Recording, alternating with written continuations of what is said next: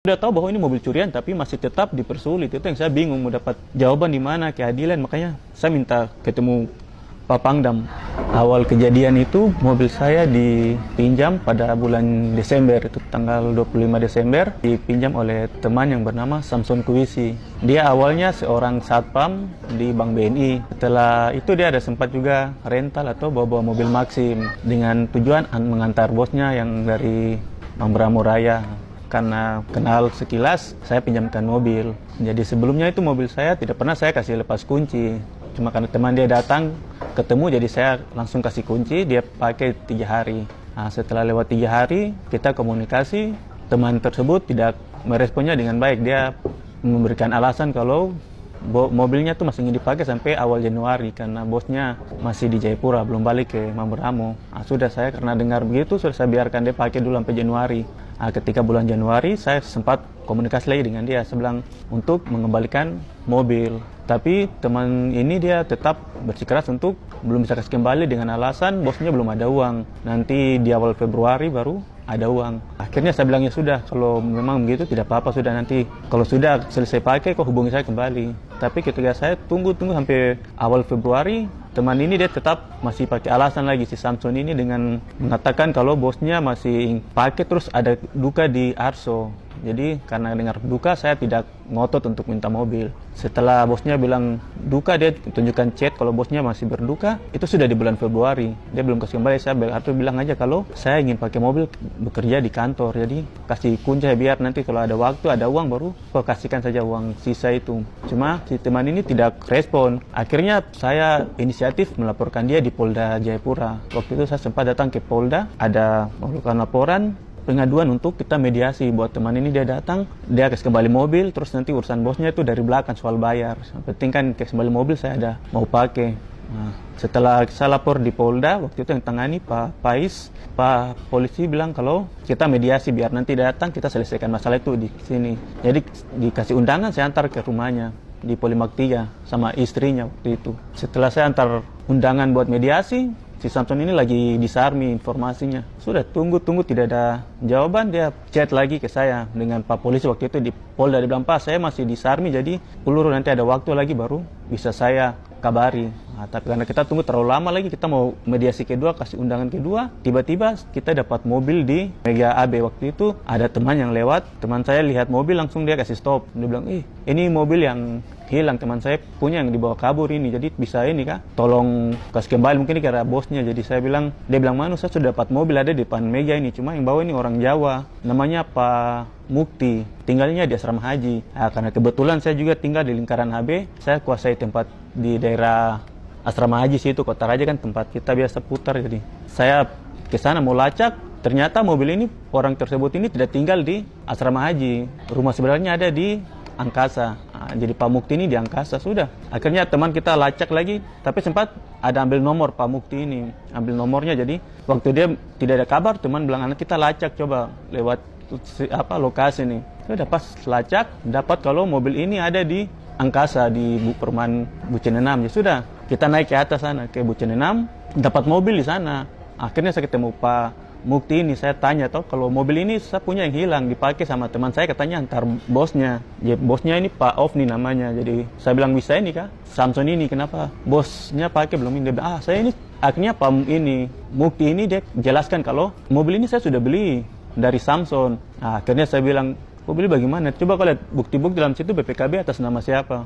Nah, dia buka, sudah kita cocokkan. Saya bilang, ini tuh BPKB itu bukan nama Pak Samson, itu BPKB itu pakai nama istri saya namanya di situ. Nah, akhirnya Pak Mukti ini dia kasih tahu identitasnya sebenarnya, dan dia itu anggota TNI di Kesdam. Nah, akhirnya saya bilang, sudah, kita berusaha berunding, tapi dia tetap bersikeras untuk tidak mau kasih kembali. Saya bilang, baik, saya turun lapor dia di Polda. Waktu itu karena tidak ada penyelesaian yang baik, sudah saya balik dari saya pamit, saya turun lapor di Polda.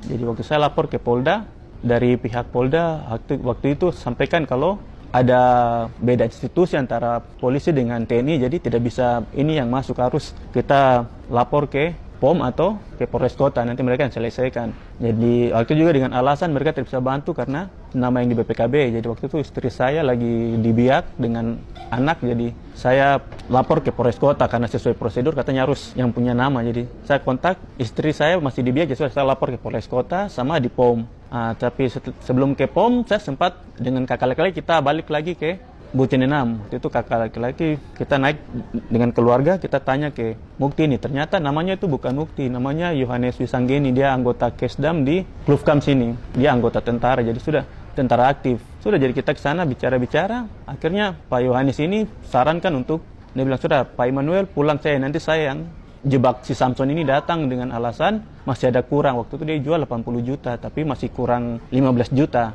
Jadi saya bilang, ya sudah kalau begitu nanti Bapak jebak dia datang, terus saya juga ketemu dia supaya dia bisa ganti Bapak punya uang. Saya ambil mobil saya datang. Sudah, kita datang berikutnya lagi dan saya punya kakak. Pak Yohanes ini alasan lagi piket. Waktu itu hari Minggu. Dia bilang, saya lagi piket, jadi bagaimana nih, masih sibuk. Sudah, kita tunggu karena terlalu lama. Kita dari atas mau lari ke arahnya, ke kantornya di Kesdam sini. Jadi kita dari atas turun, kita baku lewat. Jadi kita berpas-pasan di lampu merah 25. Jadi kita pas di situ, kontak Pak Yohanes bilang, ya sudah tunggu di situ, sudah saya putar ini dengan motor. Saya datang dengan motor. Sama waktu itu ada, dia punya senior atau lettingnya, mungkin ada 2 orang yang datang. Dia sudah cerita-cerita, saya bilang bagaimana ini penyelesaiannya mobil ini, sudah dapat Samsung kan, tidak masa sudah 2 hari, saya kasih waktu, dia tidak datang-datang. Waktu itu yang agak bikin saya ganjal itu karena si Yohanes ini, Pak tentara ini, dia chat teman saya, Samson ini. Dia bilang kalau ini Pak Immanuel ada datang yang punya mobil. Akhirnya Samson ini, dia langsung memblokir Pak tentara itu dan saya.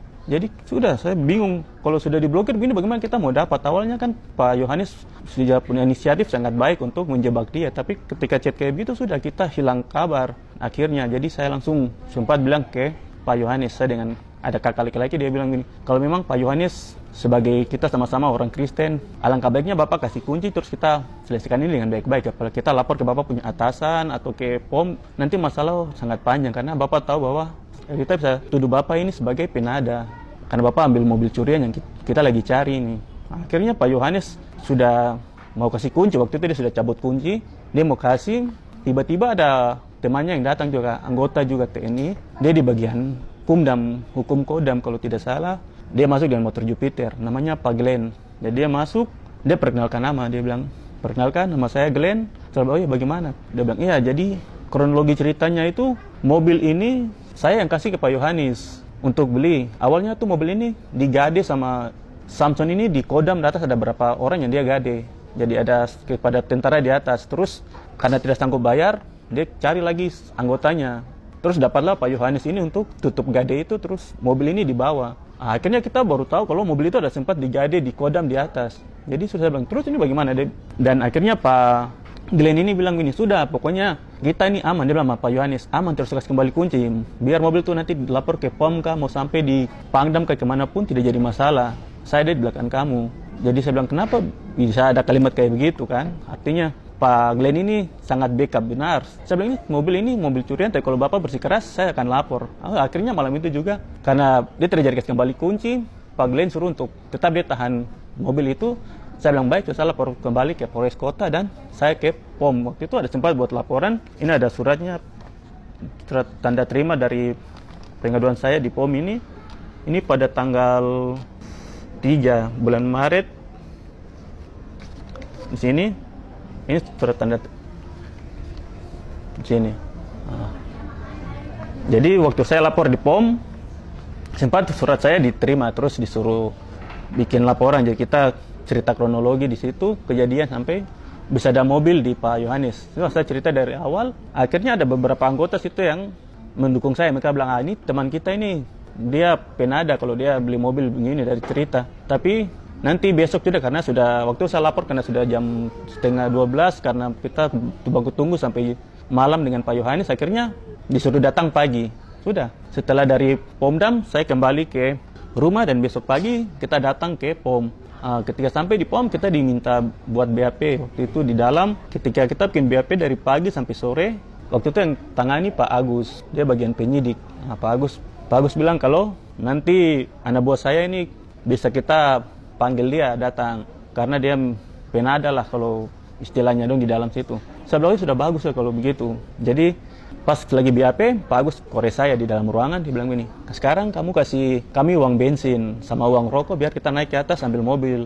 Di situ saya juga sempat tanya, mau berapa kasih uang bensinnya dengan rokok biar ambil mobil saya di Bucen 6. Saya bilang 1 juta. Pak Agus bilang, itu kecil amat. Jadi saya bilang, ini kalau kecil berarti saya diperas. Artinya kita pikirnya logika jarak dari Klufkam ke angkasa kan tidak jauh. Terus beli rokok lagi masa sampai harus 1 juta juga tidak cukup. Akhirnya sudah, saya pikir-pikir, saya bilangnya nanti kasih saya waktu, saya kasih uang. Jadi Pak Agus waktu itu bilang, sudah, laporan kamu kita sudah terima, jadi nanti kasih waktu 1 minggu buat Pak Yohanes ini, dia yang cari Samson ini. Karena berdasarkan cerita nih nanti kita panggil baru kasih kesempatan, dia juga korban. Jadi saya bilang, sudah tidak apa-apa. Setelah 1 minggu, saya balik ke POM, tidak ada kabar. Waktu itu Pak Yohanes datang juga di BAP, katanya dia juga cari tapi tidak dapat. Jadi saya bilang, wah ini kalau begini bagaimana? Masa saya harus tunggu saya mobil sampai kapan? Jadi Pak Yohanes bilang, iya saya juga cari, jadi bagaimana nih? Kita mediasi 1 kali lagi. Kok bisa hadirkan dia punya keluarga ke apa? Saya bisa panggilkan teman saya nih, Samson, dia punya keluarga, dia punya mama, kita nanti mediasi. Jadi waktu itu kita mediasi, setelah dikasih undangan, saya antar ke istri dari Samson, terus dia punya orang tua juga di Tanah Hitam. Jika kasih, kami datang mediasi. Waktu itu setelah kami mediasi, dari hasil mediasi itu sempat kami ada disuruh foto untuk publish. Jadi itu ada sempat kita ada foto di situ ada. Di sini ini ada sempat kita mediasi. Jadi mediasi di Pomdam ini. Di sini hadirkan semua, ada istri dari Samson, dia punya mama, dan ini saya dan saya punya keluarga di sebelah sini. Ada teman kantor juga. Waktu kita mediasi ini yang tangani Pak Aswan, dia di bagian pidana di Pomdam. Jadi waktu kami mediasi itu, hasil dari mediasi tersebut, si Yohanes ini sudah tahu kalau itu mobil curian. Istri dari Samson juga sudah mengatakan kelakuan dari suaminya sampai dia tidak hidup sama-sama. Dia punya bapak mantu usir dia karena sering tipu orang. Terus dia punya mama juga sempat mengakui kalau ada aliran dana yang dikirim ke dia, ke ibu dari Samson ini. Dan itu juga ditunjukkan oleh Pak Yohanes. Pak Yohanes bilang dia ada bukti transfer ke beberapa orang, 3 orang. Jadi salah satu itu ke mungkin anggota juga, tapi dia sudah ada di Probolinggo, dia sudah berangkat ke Jawa. Terus ada satu lagi nama Nur Ekawati, itu transferan kedua, dan transferan 15 juta ke mama dari teman saya ini, Samson Kuisi. Dan mamanya mengakui, sempat kita bilang ini dengan sadar bahwa kau sudah tahu bahwa itu mobil curian, tapi kau masih bersikeras tahan kunci, ini alasannya apa? Seharusnya kan kau sadar bahwa ini mobil curian, kau saya tahan berarti saya bisa kena penada. Tapi dia tetap tidak mau disebut penada, tapi dia ingin tahan mobil. Sudah, akhirnya mama dari Samson ini, karena Pak Aswan bilang untuk kita foto di situ, foto yang tadi saya kasih tunjuk itu, kita foto terus kita publish. Mungkin si Samson ini bisa lihat, dia takut dan dia akan datang. Sudah, akhirnya kita setuju, saya kasih naik foto yang tadi di Facebook. Terus kita bubar, si mamanya ini lagi nanti dipanggil, cuma karena sakit kita bubar waktu itu dan tidak ada informasi lanjut. Nanti dikomunikasi oleh POM, kita datang lagi. Setelah dipublish, setelah saya pas tunjuk postingan ini, tiba-tiba lewat beberapa hari, si Samson ini dia telepon saya. Waktu dia alasan dia bilang dia minta maaf karena sudah ada mobil. Saya bilang, sudah sekarang kau datang, pertanggungjawabkan apa yang kau buat ini. Tidak usah bicara lagi karena saya yang mengambil satu mobil, terus kau berurusan dengan anggota tersebut ini. Setelah kita bicara-bicara, saya tanya dia, kenapa ada transaksi jual beli yang kau buat, ada kwitansi warna biru. Si Samson bilang kalau waktu itu dia tidak ada buat kwitansi. Jadi kwitansi itu kemungkinan besar dibuat oleh Pak Yohanes ini. Jadi tidak ada transaksi jual beli. Akhirnya saya bilang, kalau itu buktinya bagaimana? Dia bilang, nanti dia kirim dia punya tanda tangan, baru kita cocokkan dengan kwitansi. Supaya bisa lihat, atau betul ke tidak kalau si Samson ingin ada buat jual beli, atau tidak mungkin kwitansi itu dibuat-buat oleh anggota ini. Akhirnya hari berikut kita ketemu lagi mediasi. Si Pak Yohanes ini sudah mulai putar, dia tidak mau dengan lantangnya, dia bilang kalau saya tidak akan kasih kembali mobil ini. Akhirnya saya bilang, wah ini di dalam POM ini kita mendapat keadilan bagaimana? Sementara kita yang saya datang ke POM ini lapor bahwa saya pemobil hilang, sudah dapat mobil, tapi saya dipersulit. Walaupun semuanya sudah jelas itu mobil hasil curian, sudah ada saksi-saksi, sudah saya kasih hadirkan bukti semua, tapi tetap di pihak POM tidak respon, tapi bersikap diam begitu deh terhadap semua yang saya lapor. Akhirnya sudah, masalah ini dia berlarut-larut. Datang juga tanya, tidak ada solusi dari pihak ini. Katanya masalah ini tidak ada unsur pidana karena tidak bisa kita bawa naik. Jadi sempat kali ke-5 kita datang juga, Pak Aswan sampai bilang gini, masalah kamu ini belum dikasih naik. Kalau dikasih naik ya kita bagian pidana, kita bisa jatuhkan perkara siapa yang benar, siapa yang salah. Cuma masalah belum dikasih naik, ya kita juga masih tunggu dari Pak Agus. Sudah kita tunggu karena terlalu berlarut-larut. Akhirnya saya ketemu Yohanes. Saya bilang, ini bagaimana? Masalah ini tinggal di POM ini sudah berapa bulan, sudah hampir 4 bulan juga tidak selesai. Dia bilang, sudah saya mau tuh mobilmu kembali. Saya bisa kasih kembali mobil, tapi hadirkan siapapun nama di BPKB itu. Jadi saya bilang, oke, saya hadirkan, saya punya istri, kita datang untuk selesaikan masalah ini. Jadi pas waktu itu bulan Juni atau Juli, istri saya karena pulang dari Biak, sudah kita sama-sama ke POM. Ketemu Pak Yohanes dengan Pak Agus. Cuma waktu kita datang itu ada kegiatan voli, lomba voli di POM. Waktu itu Pak Pangdam ada hadir. Jadi disuruh untuk tunda nanti saja baru datang karena ada pejabat yang datang. Kita sebenarnya waktu itu mau terobos masuk menghadap Pak Pangdam untuk minta keadilan. Tapi kami rasa bahwa itu tidak etis. Artinya di dalam sini ada alur dan jalur yang harus kita lewati dengan baik. Tidak mungkin kita terobos begitu. Dan kita juga percaya masih ada orang baik yang di dalam POM itu. Jadi kita tidak jadi masuk. Kita pulang lewat berapa hari, saya dengan istri datang lagi. Kita datang waktu itu ketemu Pak Agus sama Pak Yohanes. Dalam situ saya bilang, Pak Yohanes, nama di BPKB itu yang atas nama Diana itu, ini orangnya ini istri saya ada ini. Waktu itu saya beli mobil pakai namanya dia. Sekarang Pak Yohanes punya tanggapan bagaimana? Pak Yohanes dia lihat, dia pikir lama. Saya bilang, ini sudah yang punya nama sesuai dengan Bapak permintaan, tapi kalau Bapak, apa Bapak tanggapan sekarang? Pak Yohanes dia bilang aja kalau sampai hari ini pun dia tidak mau kasih kembali mobil, dia akan tetap ingin mobilnya. Jadi saya bilang, lah kalau begini sama saja, saya hadirkan, saya punya ini sampai saya mau hadirkan siapapun juga, kau kan tetap pertahankan bahwa itu mobil curian, yang kau tahu itu mobil curian, kau tetap pertahankan, saya akan sebut kau pencuri. Jadi waktu itu sempat saya dengan dia, kita ribut di dalam POM. Sampai Pak Agus kasih tenang kita, saya bilang, mau bilang apa? Saya dapat tuduh Pak Yohanes kau pencuri, penada, dan memang kau itu kurang ajar. Waktu itu saya sempat ada marah di dalam POM. Jadi akhirnya kita sempat ribut, kita disuruh keluar. Pak Yohanes bilang, sudah nanti bicara baik-baik, kita keluar saja. Nah setelah keluar itu saya sudah rasa bahwa tidak ada jalan temu lagi. Saya mau mengadu ke mana lagi. Akhirnya satu kali saya pas ibadah hari Minggu, saya ketemu Pak Kasdam. Waktu itu kita ibadah di Betel, gereja Betel, GKI Betel di atas. Ada ibadah safari, itu biasa Pak Kasdam dia keliling gereja untuk ibadah bersama masyarakat. Jadi waktu itu saya sempat minta waktu sama dia punya Sepri, ajudan untuk ketemu Bapak. Akhirnya dikasih waktu, saya ketemu sama Pak Kasdam. Ketika ketemu Pak Kasdam, Bapak dia tanya bagaimana, saya kasih tahu kronologi masalah. Sudah, dia bilang biasa saya kalau jalan begini ada pendamping dari Pomdam. Tapi karena kali ini tidak ada yang dampingi, ada orang Paldam, biar nanti orang Paldam yang nanti langsung ketemu saudara saja. Nanti selesaikan ini lewat orang Paldam. Kalau sudah, lapor balik ke Bapak. Sudah, akhirnya 2 hari setelah kita ketemu itu, saya dengan orang di Paldam ini, waktu itu dia bilang kok ke Pomdam kembali ketemu wakil Pomdam. Sudah, saya masuk, saya lapor untuk mau ketemu Wadan, Pak Wadan di dalam. Akhirnya sudah kita ketemu, kita cerita-cerita. Pak Wadan juga sempat lihat saya berkas, dia bilang, waduh ini masalahnya belum naik, jadi saya bingung mau selesaikan bagaimana. Saya juga orang nomor 2, jadi nanti kalau bagaimana, ada coba tes menyurati lagi ke Kodam atau kemana, biar ada titik temu kita bisa selesaikan masalah ini. Akhirnya kita pulang juga, saya kontak karena belum mendapat titik temu untuk selesaikan masalah.